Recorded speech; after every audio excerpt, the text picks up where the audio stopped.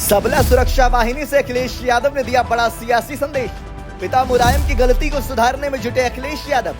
क्या सबला सुरक्षा वाहिनी के दम पर 2027 के चुनाव में अखिलेश की होगी वापसी? समाजवादी सबला सुरक्षा वाहिनी। रक्षाबंधन के मौके पर अखिलेश यादव ने इस नाम से एक फ्रंट बनाने की घोषणा की है। उनके इस ऐलान के पीछे उनका कामयाब पीडीए वाला फॉर्मूला है।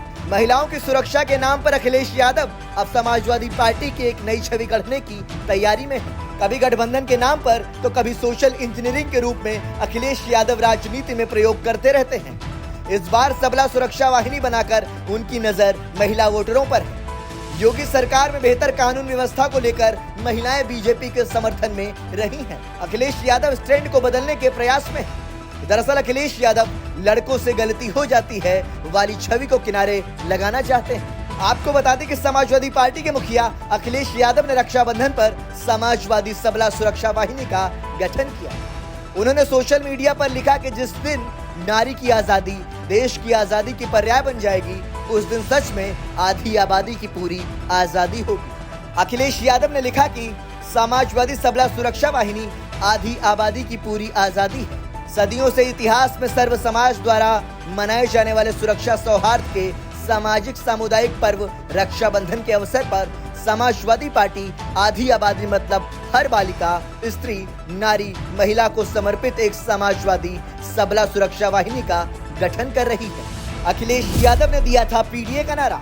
लोकसभा चुनाव से पहले अखिलेश यादव ने पीडीए का नारा दिया था। इस नारे के साथ ही उनकी कोशिश एमवाई इमेज को बदलने की थी। लगातार 4 चुनाव हार चुके अखिलेश को समझ आ गया था कि राजनीति बदल चुकी है।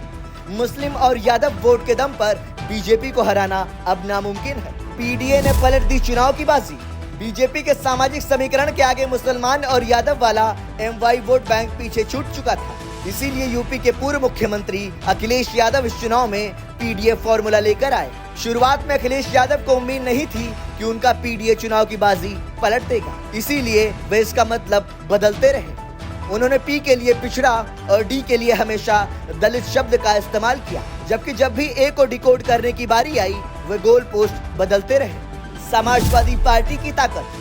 अखिलेश यादव ने पीडीए में ए को कभी अल्पसंख्यक कहा तो कभी अगड़ा कहा। कई बार उन्होंने इसे आधी आबादी भी बताया। इस बार के चुनाव में समाजवादी पार्टी को गैर यादव ओबीसी समाज का वोट मिला। दलित वोटरों के एक बड़े हिस्से ने अखिलेश यादव का साथ दिया और मुसलमान तो हमेशा से समाजवादी पार्टी की ताकत बने रहे हैं। विधानसभा चुनाव पर सपा की नजर। लोकसभा चुनाव में अब तक के सबसे अच्छे प्रदर्शन के बाद अखिलेश यादव की नजर अगले विधानसभा चुनाव पर है। वो ये जानते हैं कि समाजवादी पार्टी कभी भी महिलाओं की पहली पसंद नहीं रही है। इसकी वजह पार्टी की पुरानी छवि है। बीजेपी और बीएसपी का सबसे बड़ा आरोप एक जैसा है। दोनों ही पार्टियां समाजवादी पार्टी को गुंडों की पार्टी कहती रही हैं। चढ़ गुंडों की छाती पर मुहर लगेगी हाथी पर। इसी नारे के दम पर साल 2007 के विधानसभा चुनाव में बीएसपी ने समाजवादी पार्टी को हरा दिया था। चर्चा में रहा मुलायम सिंह यादव का पुराना बयान। कोलकाता में जूनियर डॉक्टर के रेप के बाद से देश भर के लोग आक्रोश में हैं। यूपी में भी अयोध्या रेप कांड समेत कई घटनाओं में समाजवादी पार्टी के नेता आरोपों के घेरे में हैं। महिलाओं के खिलाफ अपराध के मामलों में समाजवादी पार्टी को डिफेंसिव होना पड़ता है। मुलायम सिंह यादव का विवादित बयान आज भी पार्टी का पीछा नहीं छोड़ पा रही, जिसमें रेप के एक मामले में उन्होंने कह दिया था कि लड़के हैं, लड़कों से गलतियां हो जाती हैं। समाजवादी पार्टी के लिए मुलायम सिंह यादव का यह बयान आज भी गले की फांस बना हुआ है। महिलाओं का समर्थन। अखिलेश यादव जानते हैं कि महिलाओं के बिना समर्थन के सत्ता में वापसी असंभव है। 7 सालों से अखिलेश यादव यूपी की सत्ता से बाहर है। हालांकि इस बार लोकसभा में 37 सीटें पार्टी के हिस्से में आई और विधानसभा चुनाव साल 2027 में है। इससे पहले अखिलेश यादव आधी आबादी का दिल जीतने की रणनीति पर काम कर रहे हैं। उनकी पत्नी और लोकसभा सांसद डिम्पल यादव भी इस मिशन में उनके साथ हैं।